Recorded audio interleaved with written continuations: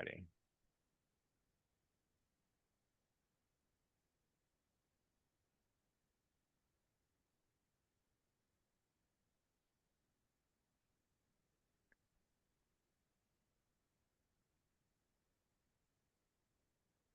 Sorry for my slow computer. All right, once again, welcome to the Bronx River Eco Team meeting. This is our third meeting of the year. This space meets quarterly, so our final meeting will be in December. Why are we not scrolling through slides? Okay. Just some quick housekeeping. Folks are usually pretty well behaved, but just be mindful of your audio and keep yourself on mute unless you're ready to speak. You can use the raise hand feature or type in the chat as other ways of letting us know that you have something to say. As always, please be courteous and respectful of others' thoughts and opinions on this call. This is a quick look at our agenda, which I did send out to folks who registered ahead of time.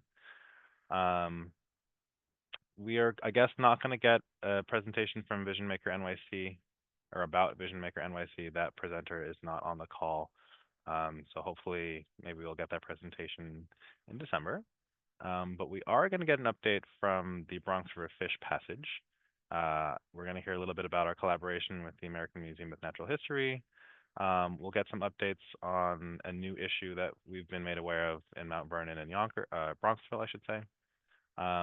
We'll also give an update on some of the spills that have happened on the river this year, and some of the concerns that we have around community health risks. But also a cool beaver update, and then some upcoming opportunities and ways to get involved with the Bronx River Alliance. And that should take us to 7 p.m. or hopefully a little bit earlier if we're lucky. We already kind of went through our introductions. I'm going to go ahead and skip that. And I think I'm going to pass it straight to Eva and Becca. And if you all have slides, you all can share screens if you need to. Hi, yeah. I will share my screen if I am allowed. I apologize if you guys hear any sound. Oh, it looks like I'm not allowed to share. All right, let me take care of that right now.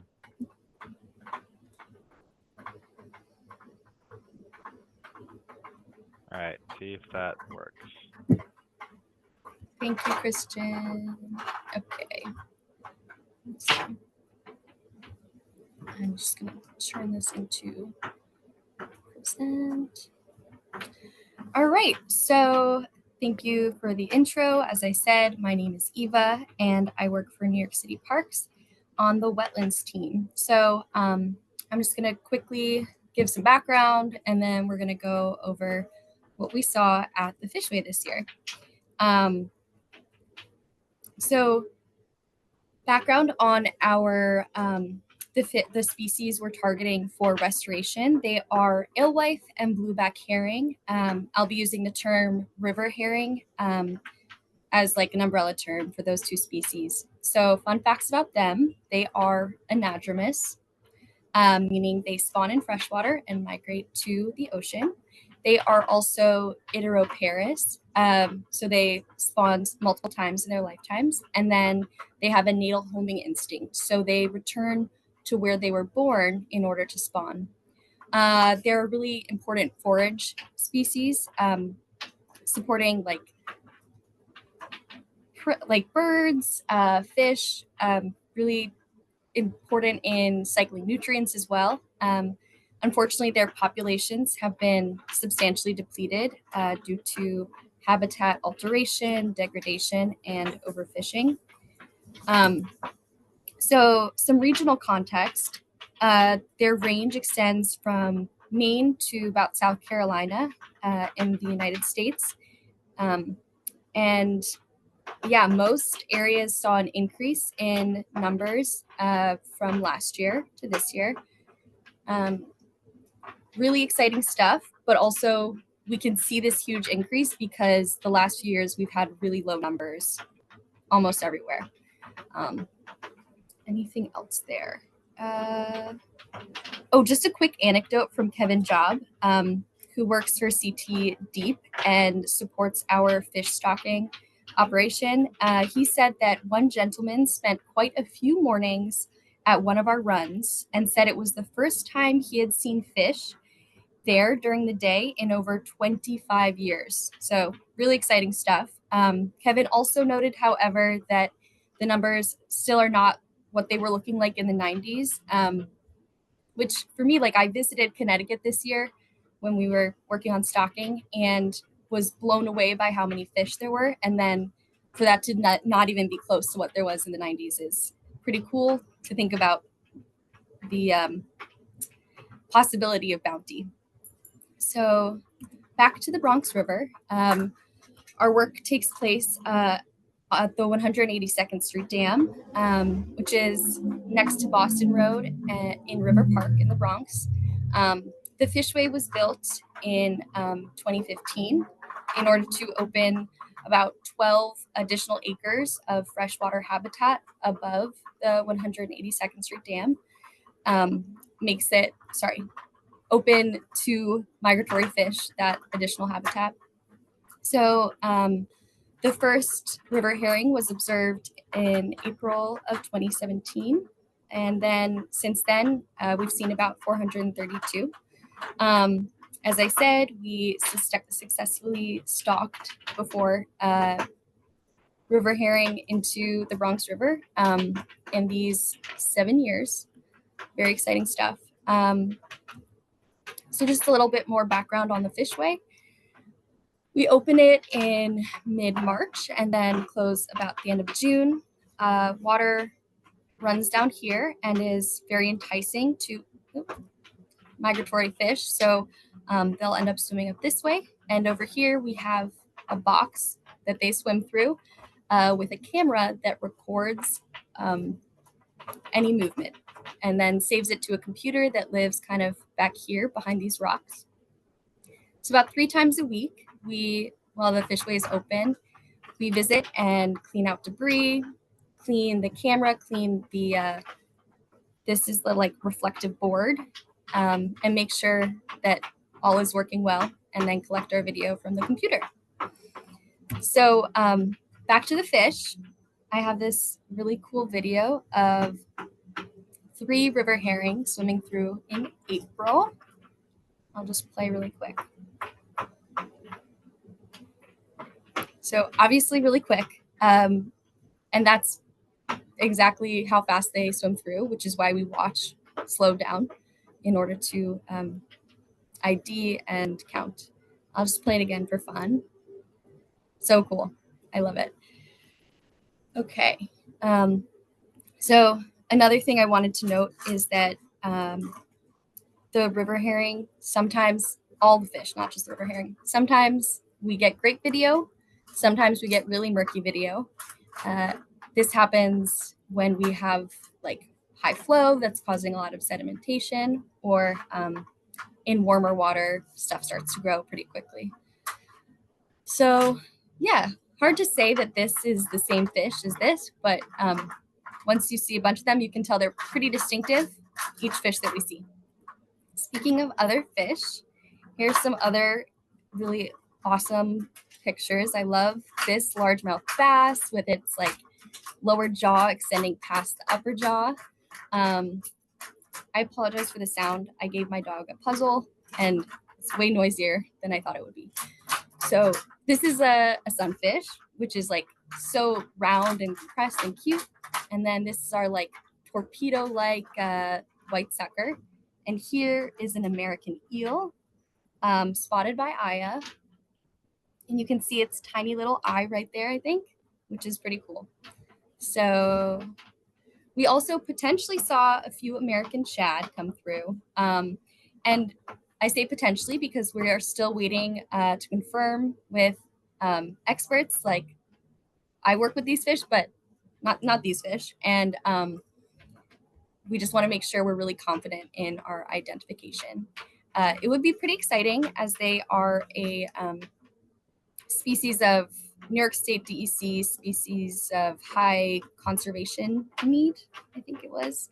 High priority species of greatest conservation need. So it would be pretty cool, but that's a TBD. So now to numbers. we had 84 river herring swim through the fishway this year, which is really exciting. Huge increase over sub 20 years that we had since 2021. So good stuff.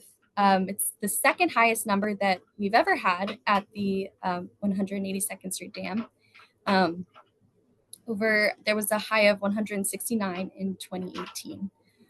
So thinking back to their how long it takes them to sexually mature and the fact that they do have a natal homing instinct, these are likely fish that we stocked in 2021, or the children of fish that we stocked in 2021, which is very cool and encouraging that we really do see an impact from stocking. Okay, so then fishway use by species. We mostly saw river herring swim through, but we also saw white sucker, common carp, largemouth bass, sunfish, few unidentifiables, American eel, brown bullhead, and the potential shad. So we do actually see more largemouth bass, common carp, and sunfish than are counted here. These are fish that successfully swim through. A lot of times the common carp or largemouth bass will kind of duck their heads or tails in from the exit and then swim back out. And some fish also kind of end up getting swept in a little bit rather than swimming up from the bottom. Okay, so that was a lot and it was really quick. Any questions? And I am going to escape and stop sharing because I can't see.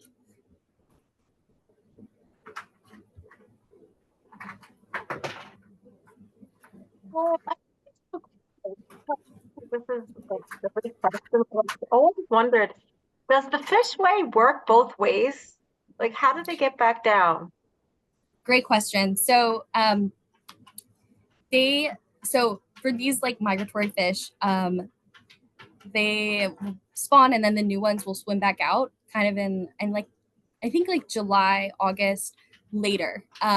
They actually just have to swim over the dam, which we know is not ideal. We don't want anyone to swim over and get injured on the way out.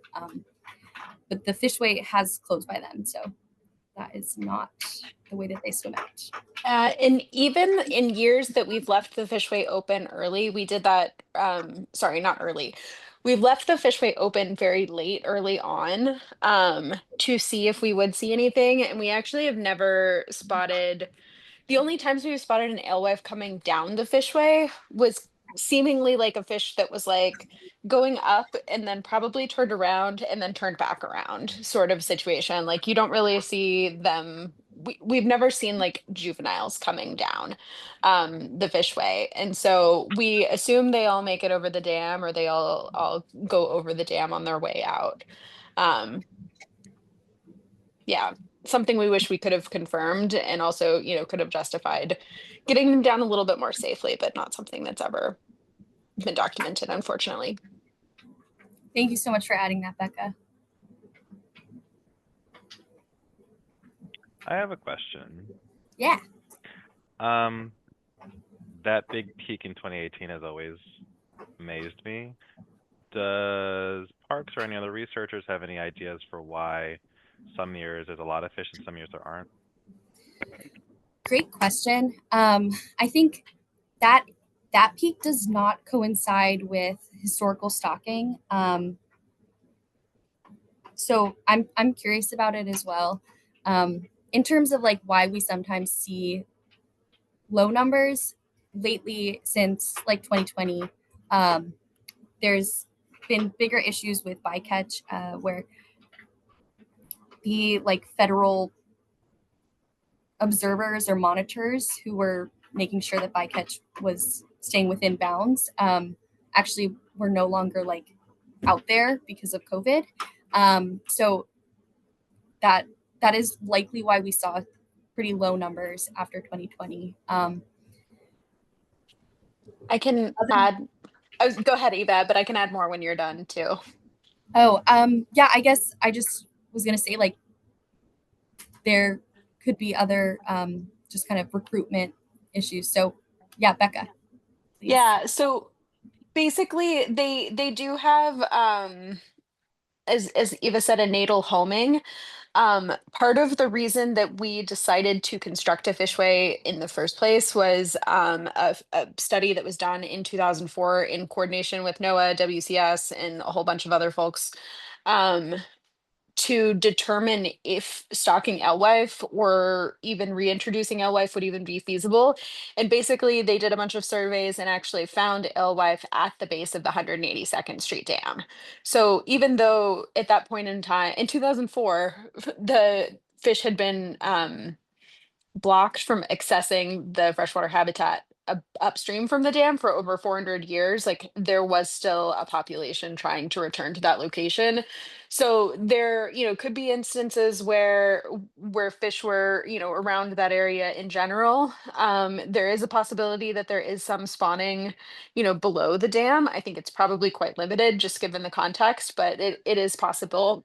Because there is some freshwater habitat there. But also just simply they do, it's not 100% homing. They do and can stray a little bit. So that's also a potential. As even noted too, we did see increases, 2017 was our first year of stocking. 2018 we stocked again, and then it kind of crashed.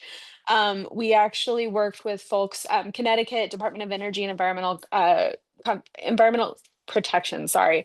Connecticut Deep, as they're otherwise known, is has historically provided our fish, and we've actually worked with them several years to provide to add public comments to the basically trawling and bycatch issues. So one of the things that they have done and have been able to justify in previous years is because the fish actually stage off of the Long Island Sound, kind of outside of Connecticut and Rhode Island, is to basically put a moratorium on trawling when the fish are on their way in. So that way the fish can safely move past fishing boats who might be in that area where, tons and tons of fish are staging in order to migrate.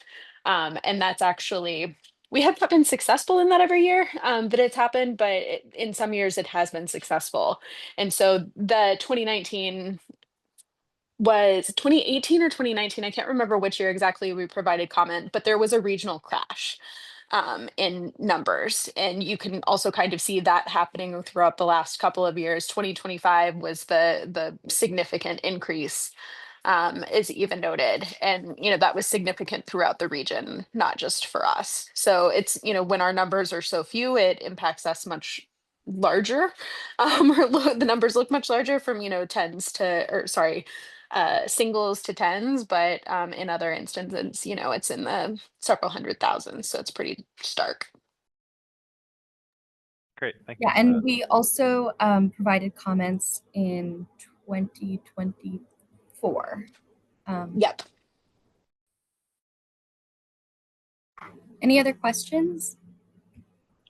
I am also curious to know how much we know about what happens to the alewife once they get over the dam. How their recruitment goes, how successful their spawning is, if there's any research on, what happens up there. Yeah, great question. So something that I'm very curious about that they do at DEC Region 1, is they pit tag their fish and then actually are able to see which fish specifically come back, and what kind of percentage of returns they get. We don't really know what they do and when they come back, but presumably they go out to the Bay of Fundy. They live their lives in the North Atlantic and, like to think they get nice, fat and healthy and ready to come back to the Bronx River. Great. RJ. Hello. I had a question regarding the American eels, because I know you showed, I think one of them using the fish passage. So since they're also species that go out to sea and then come back to spawn, have you noticed that being successful with them, mature adults using the fish passage and coming back? Or has it been I think Adam shared in the chat, transporting it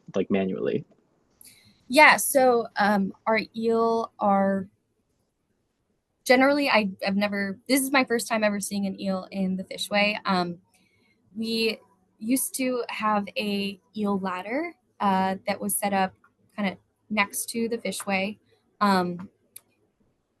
There's been like many different kinds of monitoring going on for eel in the Bronx River, but we also since the eel ladder was knocked out by a storm, we've been using these things called eel mops, which I think Adam sent a picture of. But yeah, as Adam is saying, they are catadromous. So instead of spawning in freshwater, they spawn in the sea, and they live most of their lives in the Bronx River. There are tons of eels in the Bronx River. It's very cool to see them. We see lots of babies in like early spring, so they could be like this small. But above the dam and below the dam, we get much larger ones. I know up like maybe in the botanic garden, they were seeing like 3-foot eel in an electrofishing study that WCS did. Sorry, can you repeat your question? I want to make sure I'm answering it sufficiently. No, yeah. You answered. I was just wondering if they were like using the dam itself, like the fish passage, on like making their way up the dam themselves. Okay, so yeah, they don't super frequently use the fish passage. Little tiny ones like could potentially climb over the dam. As Aya shared, she just did a great analysis of our many years of eel data.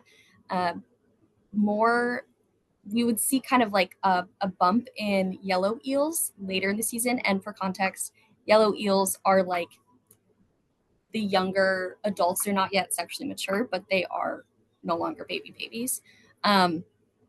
So that would be like later in the year. Then we'd see the young ones that are just migrating in. So they would be in the ladder. They're like ready to move out. But in like May, we more see like elvers and glass eels, which are the two younger ones. There's like so much more I could share about eels, and I'm sure Aya and Adam as well. Yeah, and I'll just add the with the mops, they kind of get caught and then we lift them over the dam. That's actually basically it was called an eel ladder, but that's really all that happened with that too. Like they got some space to climb up, but in the end they would kind of pop out into like an igloo ice chest, um, where then we would, capture them, count them. I guess they'd be captured there, and then we would count them and let them over the top of the dam. So it was still kind of a halfway sort of situation.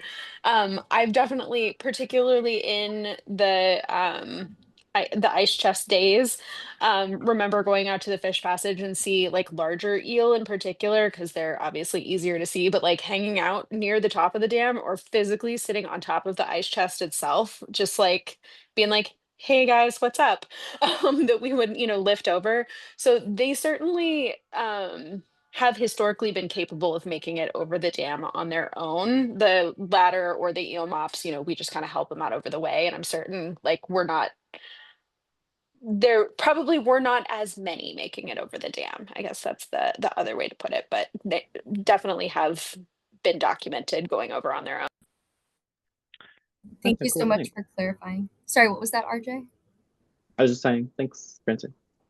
Cool. To your point, Becca, 2 years ago, I was out doing water quality sampling in Yonkers, and we saw a 3-footer in Muskrat Cove Park.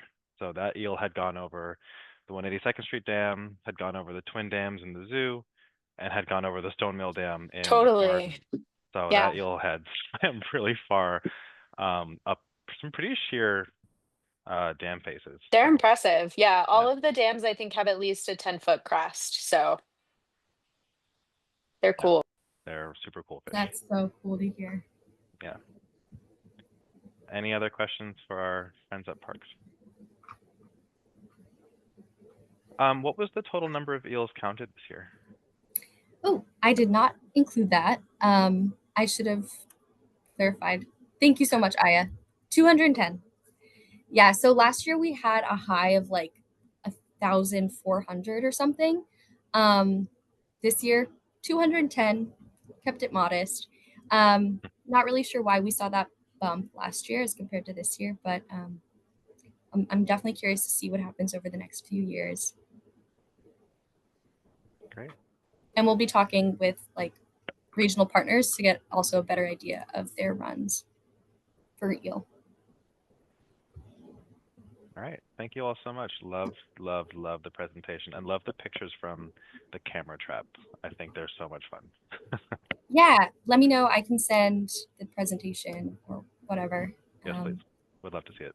Cool. And then huge thank you to Aya, without whom it would not have been possible to do all this work this summer. So, thank you guys so much. Yeah. Thanks for your time. All right. Let's keep it moving. Anna, do you have slides? I have a few slides. I can share my screen if you'd like.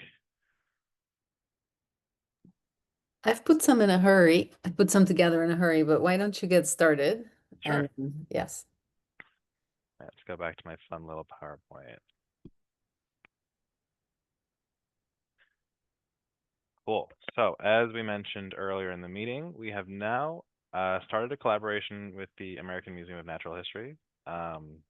And actually, it's all thanks to Anna and Adam, who reached out to us with that funding opportunity that they had mentioned before, and told us, that they're looking to work with groups like us, and asked us what kind of research we're looking to do and questions that we have that are not answered. And then, of course, we were very excited to tell them everything that we're working on and all the different areas of research and community health issues and volunteering and all that stuff. And so we kind of naturally found our way towards enhancing our water quality monitoring, looking at Enterococcus bacteria, which is the proxy that we use for sewage pollution on the Bronx River. So of course, we are doing this research every 2 weeks, May through October, every single year, which is a frequency that fits our capacity, but doesn't give us a ton of information in between that time period. So there's a lot of stuff that we miss on a regular basis by doing that, every 2 week sampling. But for the collaborative work that we decided to do with the museum, we decided to focus in on areas where we know people are coming into contact with the river, either through our programming at the Bronx River Alliance, or just community members who are using the space in the way that they want to. And so the sites on the screen are where we're doing this enhanced monitoring and kind of zeroing in on it. And so that's the Shoelace Park Canoe Launch, the Burke Avenue Bridge site in the Bronx River Forest, the Mitsubishi Riverwalk in the Bronx Zoo, Starlight Park, Concrete Plant Park, and then Soundview Park, because we know that there's people that are either recreationally or in other ways coming into contact with the river, and we wanted to know more about how much risk there might be associated with that, right? As we're looking at different contaminants that are making their way downstream through the river. Anna, anything else you want to say, or? I mean, we're in the midst of what we hope will be an almost continuous record of 25 days of sampling.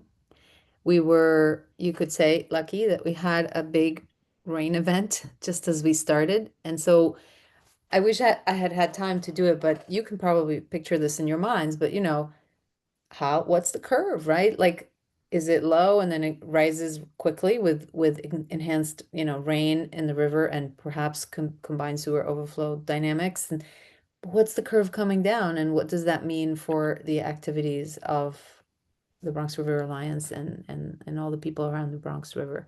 So this is just the beginning. It's a developing collaboration. We were lucky to have access to some funds to do this. I'm going out every morning to take those extra samples during the month of September, and hopefully we'll do it again in the spring, at which point it would be great to have more volunteers or others help make this possible. I don't know if I could pull off another month of morning sampling. So we'll And see. I can't thank you enough for Oh, your it's morning. it's great. I'm really enjoying it, and it's been great to work with you guys and learn from. We're just starting to learn from you, so really excited. I will say one other thing, which is that this local research project is part of a larger project that also involves kind of developing educational materials and doing public engagement events at the museum. And so we hope that perhaps in the future we can have more visibility for everybody that, is doing local work around these topics, perhaps at the museum as well. And I will also say that other aspects of this local research also have to do with eels, based on collaborations and conversations with New York City parks.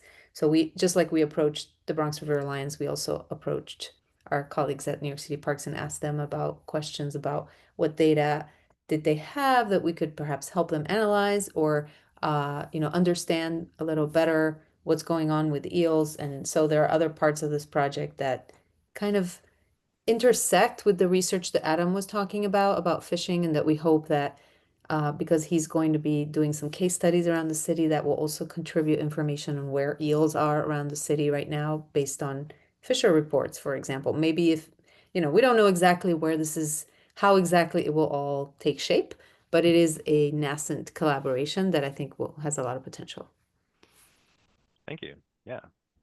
Um, so what are we looking at here? We were looking at some of the averages from the study so far.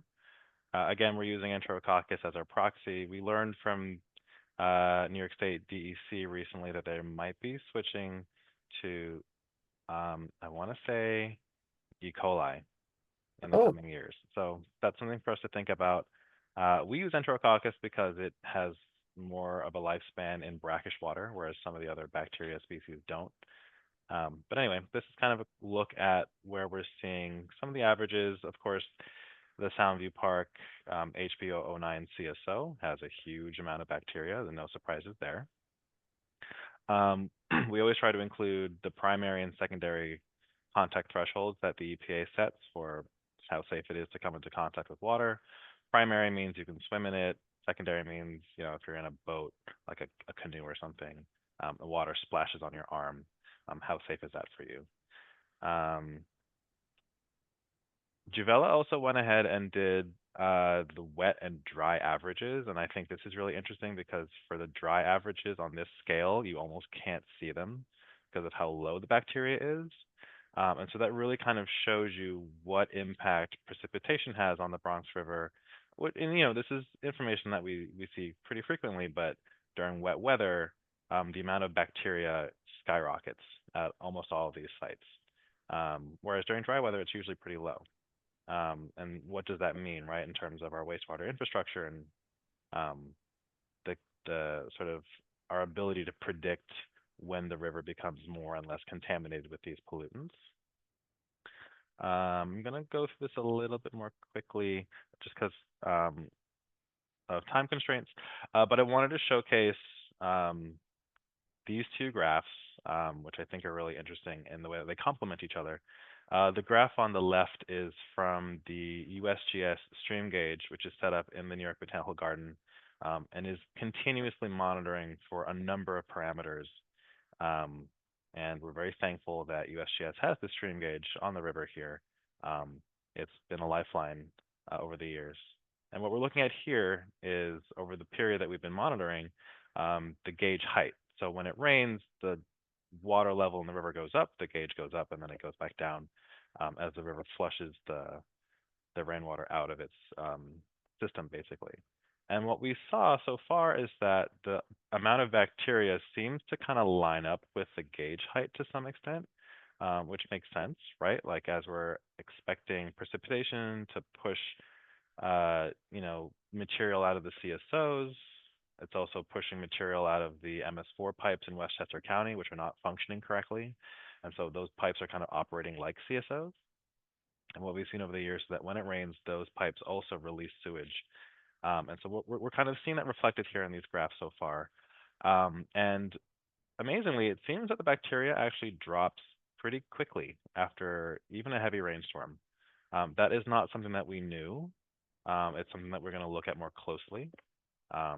And could inform future studies and approaches to this kind of work. But it seems that the bacteria does kind of decrease fairly quickly after a rainstorm, or at least it did at Shoelace Park in this case. So that was kind of interesting to see. And we're curious. I think we're supposed to get more rain tonight or tomorrow night. And so we'll see if we get another sort of graph that looks like this. But even though we're only halfway through this project, we've already got some pretty interesting results, and very excited to see what else we can find, and how these results might differ from one part of the river to the other. Shoelace is the northernmost site in this study, and maybe we'll see something very different when we analyze the graphs from Soundview Park, for example. Any questions so far? Actually, just a thought, actually, Christian, real time. Um, I'm seeing it's going to rain a little bit tonight. I'm wondering if we should add a more northern site, especially after we talk about the Mount Vernon situation we can discuss, but you know, we could try. Yeah, we could look at Muskrat Cove. Mm. We know there is an MS4 pipe um, right near the county border. Like if you're on the parkway, there's that sign that says "Welcome to Westchester County." The pipe is pretty much right there, and it has continuous flow during wet and dry weather.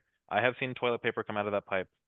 I've seen all manner of things. There's always a crowd of carp swimming right outside the pipe, waiting for material that I guess they eat from the pipe. So, you know, a lot of nutrients and materials, and that's always a concerning sign. And I think that's a big influence on what's happening at Shoelace Park. So it would maybe be good to get some samples from there too, potentially. Yeah. It's just north of the Woodlawn Metro North Station. What else we got? Yeah, so this is a look at Shoelace Park, Bronx Park, and the Bronx Zoo at the Mitsubishi Riverwalk. Different levels of bacteria, but they're all kind of rising and falling kind of in the same way. So at least for the upper river, what we're seeing with this study is kind of something similar, that the bacteria rises and drops pretty quickly following precipitation event. One thing that we're starting to notice, and I mentioned this to our recreation coordinator earlier today, is that the Mitsubishi Riverwalk seems to spike with bacteria a lot. We don't really know why that's happening. The bison exhibit is not far from this location, so perhaps this is just animal waste washing into the water from that exhibit in the zoo. But we don't know. The zoo had to change its practices in the early 2000s because of issues with contaminating the Bronx River. And so, you know, maybe this is something that we need to look into more closely again. And we should, you know, reach out to the zoo and see what they know about what might be happening in this location of the river. But interesting to see this result. Yeah, I think that is it for our continuous monitoring on the river. I am so impressed to see these results. I hadn't seen them yet. Remember, this is like 2 days ago. So Yeah. very exciting. Brand new. Javella is helping. She is processing the samples every single morning. She's reading the samples from the previous day. This is a big operation for us at the Bronx River Alliance. So again, super, super, super thankful to Anna and Adam from the museum. And, you know, can't wait to keep collaborating with you all. We're super pleased. Yeah. Any other questions from folks? I see some activity in the chat.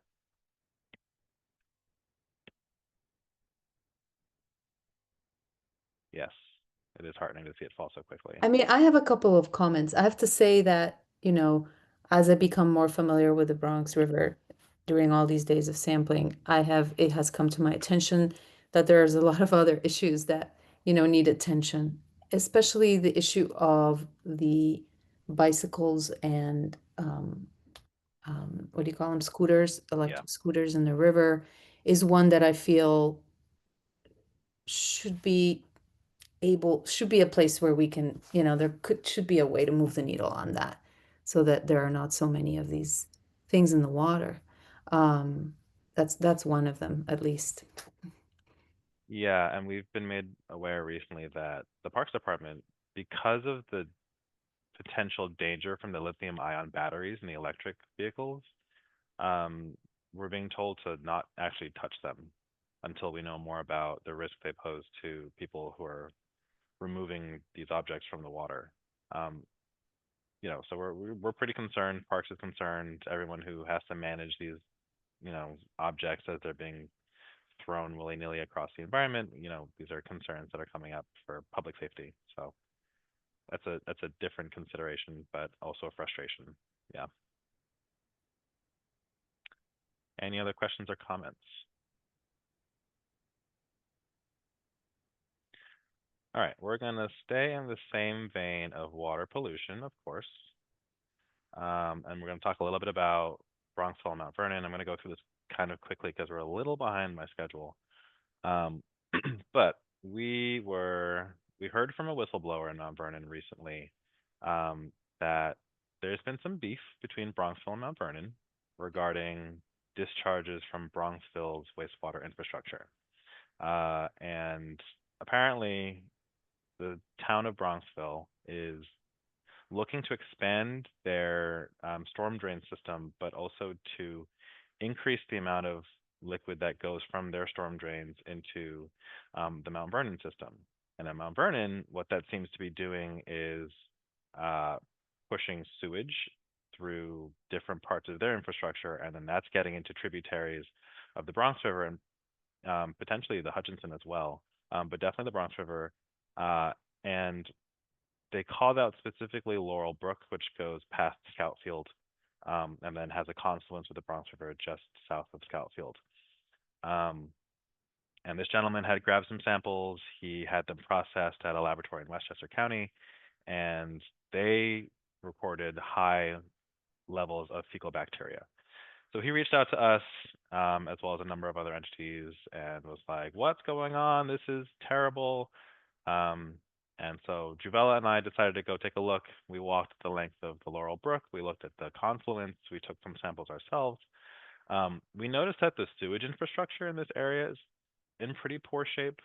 There's definitely some infiltration that's happening. I'm sure that when there's a high water, event like a big rainstorm, sewage might be coming up from this location as well.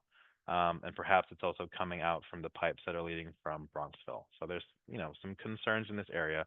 We did not notice anything when we did our laboratory testing. The samples actually came out not very interesting. Kind of background levels of fecal pathogens that could be attributed to wildlife, essentially. And that was during a period of very dry weather. So maybe this is an issue that is influenced by rainfall, much like other issues. But so far, from what we've seen and what the New York State Department of Environmental Conservation, who is also involved, has seen, is inconclusive. We haven't really seen elevated levels of bacteria yet. So Juval and I are interested to go back out to this location during wet weather and see if things are different. Um, and I'm sure that this gentleman knows what he's talking about. He was very concerned about what was happening. We just didn't see it on that day. But we know that the city of Mount Vernon is taking this seriously, because of communications between Mount Vernon and Bronxville, that are also, there seems to be frustration and tension. And so we're hoping to see what's happening and hope it gets resolved peacefully. But we're concerned about the influence that this is having on that area of the Bronx River, which is already dealing with, um, different areas, levels of contamination, which come from Mount Vernon, Bronxville, and Yonkers. That's kind of like a meeting point of those three municipalities. And for a long time, we've seen issues in that area. So perhaps this is part of the puzzle that we can solve in the short term, and then we can look at other areas that are having problems. But just wanted to update the eco team. This is kind of a new area of concern in the lower area of Westchester County and the Bronx River watershed. I think that's it for that. Any questions on that so far?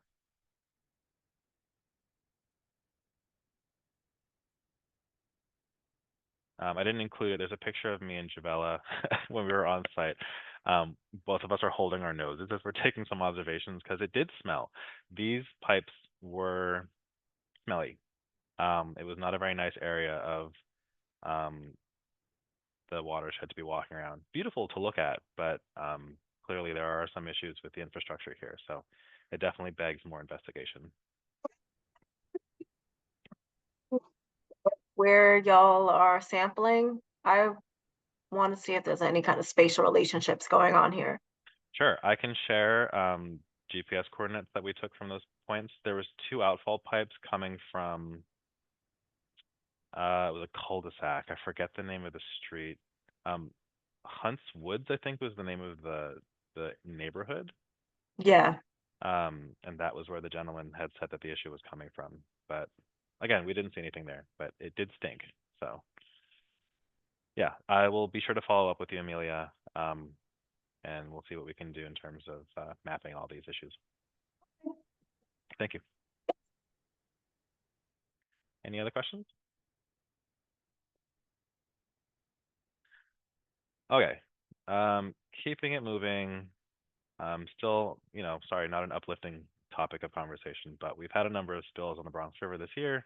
I wanted to give some updates on those spills and our kind of efforts to coordinate. The first one happened in March of this year. That one took place in Yonkers. It was just really just a big accident. There was a truck near the, I think it was the Hillview Reservoir, that contained sodium hydroxide, which is used to, I think, sanitize or decontaminate or do some kind of, microbial sanitization of water bodies or water sources. And that truck had an accident. For whatever reason, it released a lot of that material, which then spilled onto the street and caused a hazmat issue in that neighborhood. People actually were told to shelter in place because of how toxic this substance is. Went down the storm drains and went into the Bronx River and turned the Bronx River bright green. And so people noticed that and reached out to us and some other agencies and were like, something is happening on the river. And so that was a big spill response that took place in March. It was under control, but a pretty significant issue on the river. I don't know that anyone saw injured or dead wildlife, but I have to imagine that there was some ecological impacts from that spill because of how caustic sodium hydroxide can be. Not much more than a month after that, there was another spill. This was involving a Con Edison facility, also I think in Yonkers, that had spilled, I forget the amount of dielectric oil, which is used to insulate some of their, I guess it's their feeder lines or something. It cools down the electrical wires, I believe. Dielectric oil is not petroleum based, it's mineral based, so it's got a different kind of characteristic. Not as toxic, it's lighter, and it's easier to clean up than petroleum. So not as much of a danger, but still a bad thing to have in a river. That was kind of taken care of, and then we had a little period of time without any spills, and then again in August, we had another dielectric spill. Also came from a different facility at Con Edison in Yonkers. 2,000 gallons leaked from the facility. It's not known how much got into the Bronx River, but there was quite a lot of oil that had made its way into the river. You can see this image on the right is from the northern area of Bronx Park. We were seeing a lot of sheen on the water there. This is a look at the response. It's kind of funny, it's like an optical illusion, but the picture on the left is a look at looking upstream. You can see a number of booms stretch out across the river there. This is under the Duncombe Bridges, so it's the Bronx River Parkway that's going over here. And the white booms are absorbent booms, and so they're designed to actually soak up some of the material as it's floating on the surface of the river. When that boom is full of oil, it can be removed, and then if need be, another boom can be laid back across the water to continue to absorb the oil. As of last week, there are still 2 booms in place on the river. We were coordinating with Con Edison and DEC. They had done a lot of the cleanup, but because the oil had spilled during a period of wet weather when the water was higher, they believe that there was still probably oil kind of caked along the sides of some of the pipes that it had come out of, and that a big rainstorm, which would raise the water level again, would then push out another pulse of oil. And they were correct. It was a stretch of dry weather, then we had a rainstorm, and then we started to see more oil coming downriver. And so thankfully those booms were still in place, and Con Edison and DEC are still giving a lot of attention to the cleanup effort. This was a makeshift staircase that they built at Fort Knox Park, just north of the Duncombe Bridges, to give their staff easier access to get into the river, to put the booms in place and clear out any material. So they worked quickly, actually. They got the situation contained pretty fast. And although we did see some oil make its way all the way down to Starlight Park, most of it was contained higher up in the river. So we're thankful for the fast response. we are obviously concerned with the frequency with which we are seeing these spills happen on the river. These are just 3 spills from this year alone. Last year, there were a number of spills as well. Same thing in 2023. And so, we do not want these things to keep happening as we are entering 25 years of the Bronx River Alliance's existence and 50 years of restoration work on the Bronx River in total. We kind of, don't want to backslide, right, as we're making headway with improving the habitat and water quality on the Bronx River. And so, hoping to have conversations with these agencies and entities in the future about what can be done um, to mitigate this issue and keep the river safe. Is there any questions about this?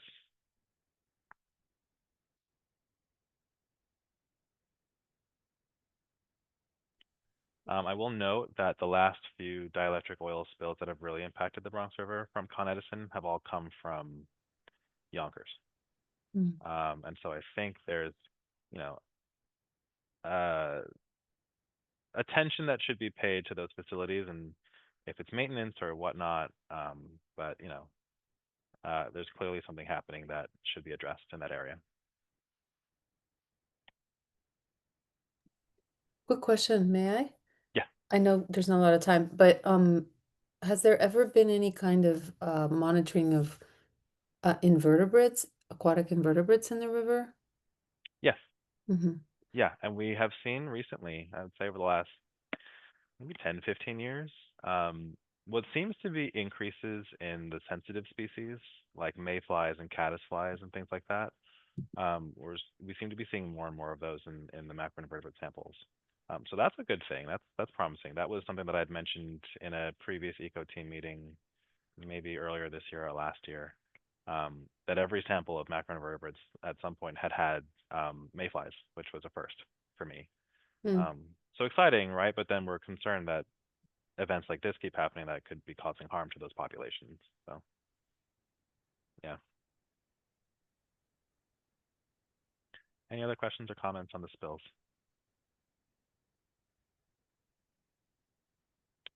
Okay. Quick update on our brand new beaver. So we had seen a beaver in May of this year. I think RJ might still be on the call, and if RJ, you want to say anything about the work that you were doing, RJ was the one that found the beaver and was able to send us this photo. I don't know if you want to say anything quickly about that work.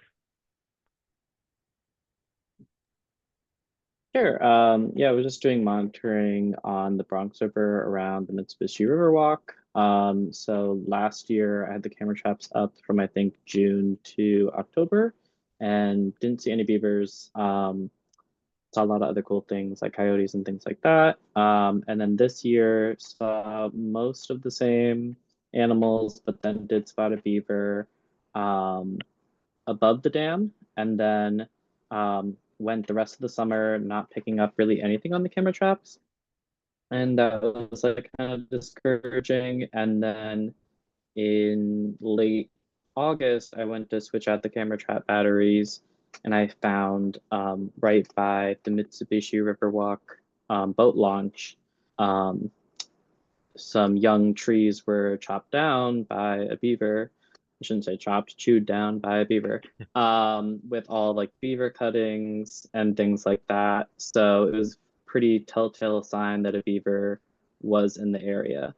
Don't know how it got past my camera trap without getting caught because the tree was right there. But pretty exciting to see that the beaver that we saw is just passing through, that it is likely staying for a while. So yeah, that was exciting.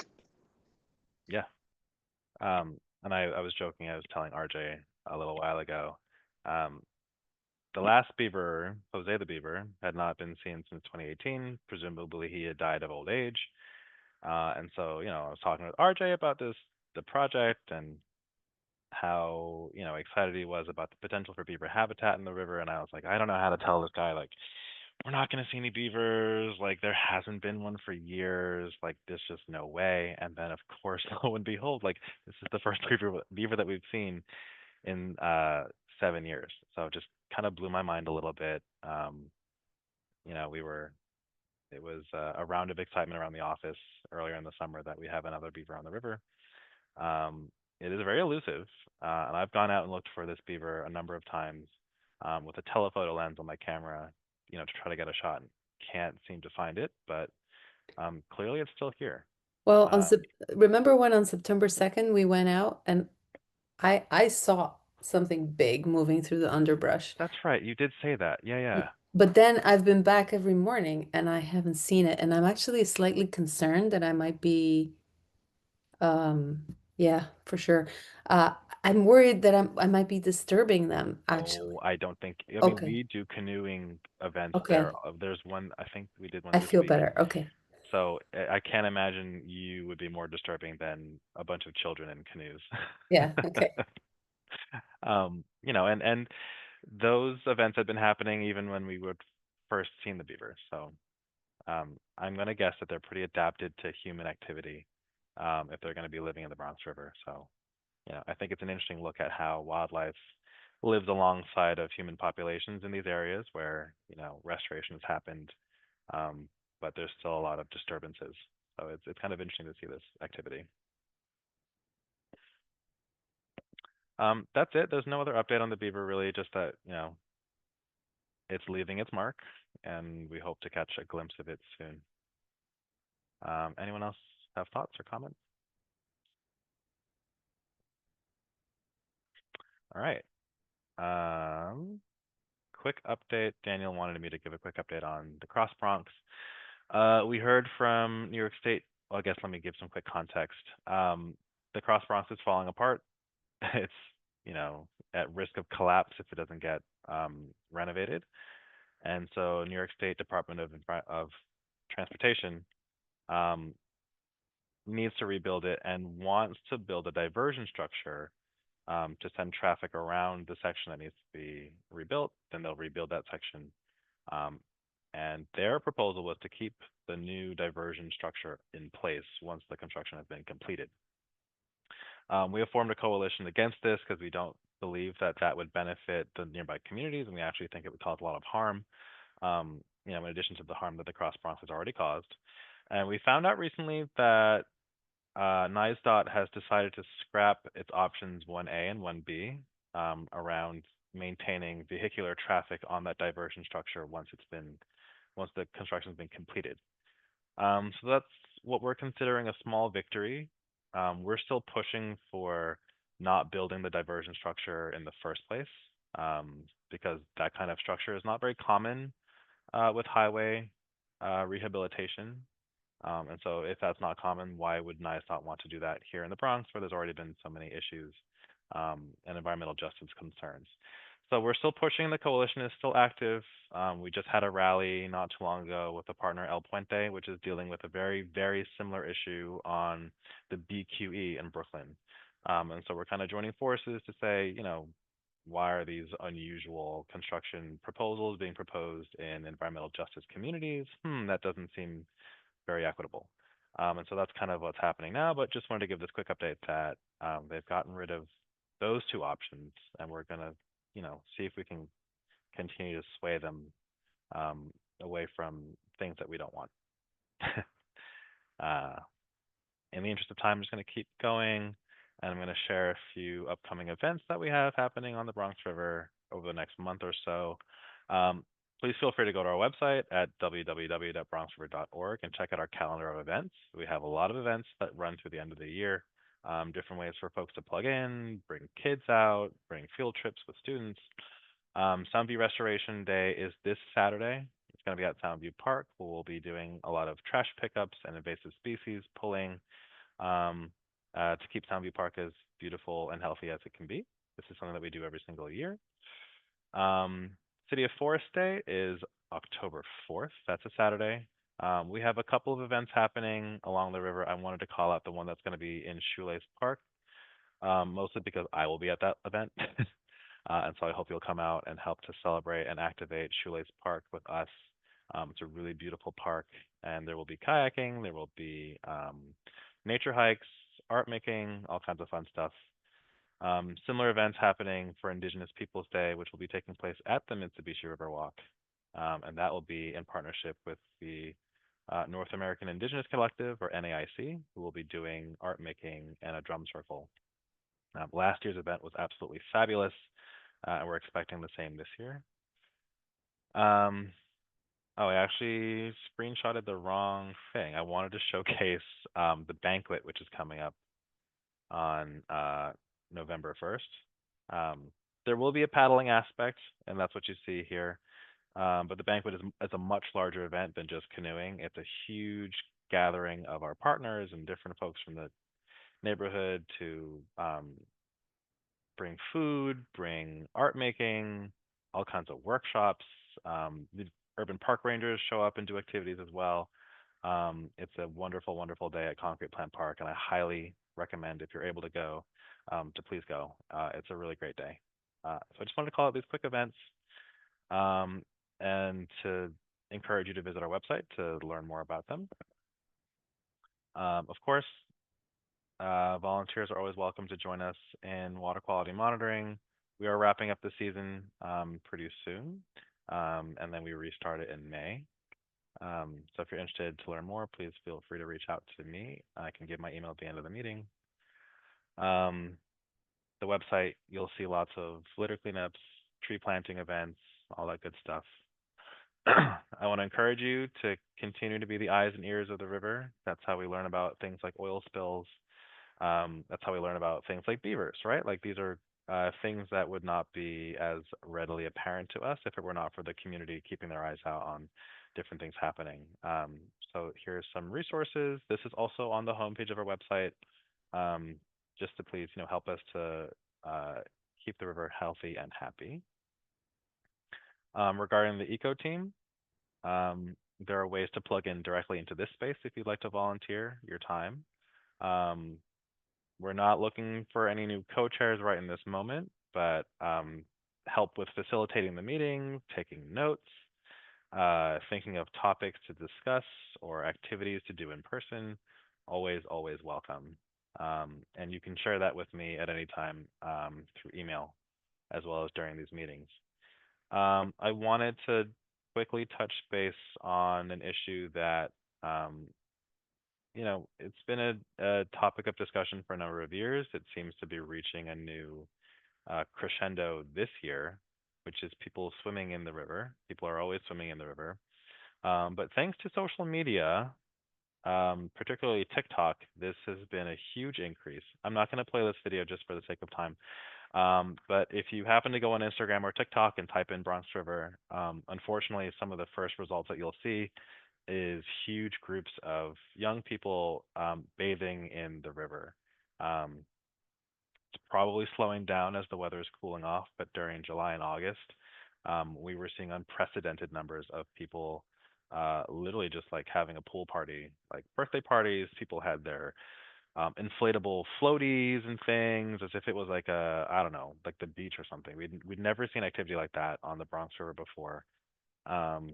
And as we're looking at the bacteria numbers with the different studies that we're doing, we recognize that it is not safe to be doing those activities. It has never been safe to do those activities. And we're not at a point yet in the restoration of the river where we can allow people, or encourage people to be making that kind of contact with the river water. So, it's a concern of ours. It's concerning that these kinds of things have gone viral on social media, and it's, people are seeing it and thinking that it's safe because the river is visually, aesthetically quite beautiful thanks to its restoration. But the water itself is still unsafe. Amelia, I see your hand. Right before I left, it was like really, really skyrocketing. And something that I would think it'd be interesting to look into is when this changed, because, I grew up in the Northeast Bronx and everybody was like, ew, it's disgusting. And I remember a friend of mine said, like, oh, it glows green at night, which is a lie, but that's just the perception that there was. And I'm curious to know when the perception shifted.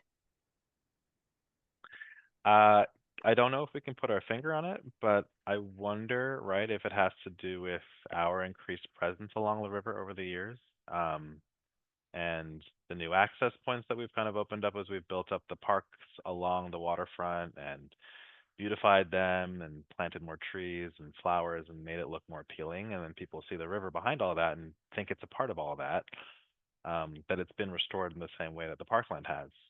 Um, and in some ways it has, right? Like we are seeing different species of animals in the river, but I think that perception is that like we are celebrating the full return of the Bronx River, and we're not, right? And I don't know if the public quite gets that distinction. So I suppose it begs more outreach campaigns and education and stuff like that. Maybe we need to be using social media in the same way that these people are, um, to just make it clear what is safe and not safe. And one day we will live in a city where it is safe to swim in the river. That day is just not today. Yeah. Any other thoughts or comments as we come down towards the end of the meeting?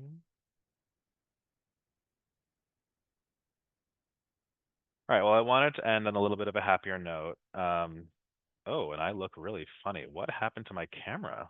Oh my goodness. Well, that's spooky. Sorry about that. Um, yeah, with the meeting's almost over. I always like to open up the floor towards the end if folks have last minute thoughts or desires for what we can discuss. We have had movie watching nights in the past, which has been really fun. And I had a wish to get the team together in person, to do some seining activities and see what kind of fish we can catch on the river. There's still time. I know the year is kind of running out a little bit, but if we can get that on the calendar between now and when it gets too cold, I will communicate as much as I can. It is something that I really do want to do before the year is over, because I did some seining last year, and the beauty of the fish in the Bronx River, you really have to be there and see them in person to really understand how beautiful the river's wildlife is. And I want to share that with you all. So hopefully we can make that happen. But just curious if folks have other thoughts, of what this space could be. Adam. Well, it's a direct reaction to that. Please let us know, and specifically, we would probably be interested in combining that seining work with some scientific collecting so that then we can get documentation. And yeah, I definitely want to enable that. So keep me posted. Absolutely. And Amelia, you put the laughing emoji, but please bring Commissioner Rouse with you.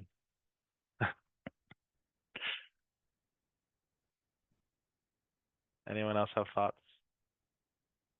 Why am I purple? That is so weird.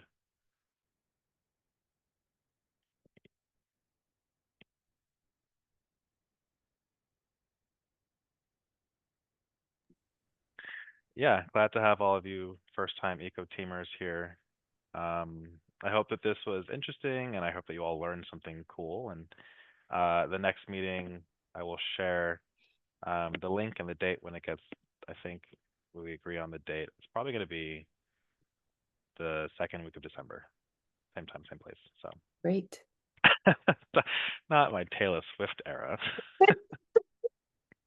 You totally look like you belong in the Lavender Haze music video. It Sure. looks perfect. I love Sure. it. I am. Album cover. You've got your art there. Yeah. Taylor, I can't escape Exactly. her. She is everywhere. I can't get away from her. Well, thank you all for sticking through to the end. I know that we kind of went through there was a lot of information that I threw at you all, but I really appreciate it. Appreciate the questions, appreciate the presentations from our partners, and looking forward to doing more great work with you all on the river. I will put my email in the chat if it's not already there, so you can stay in touch.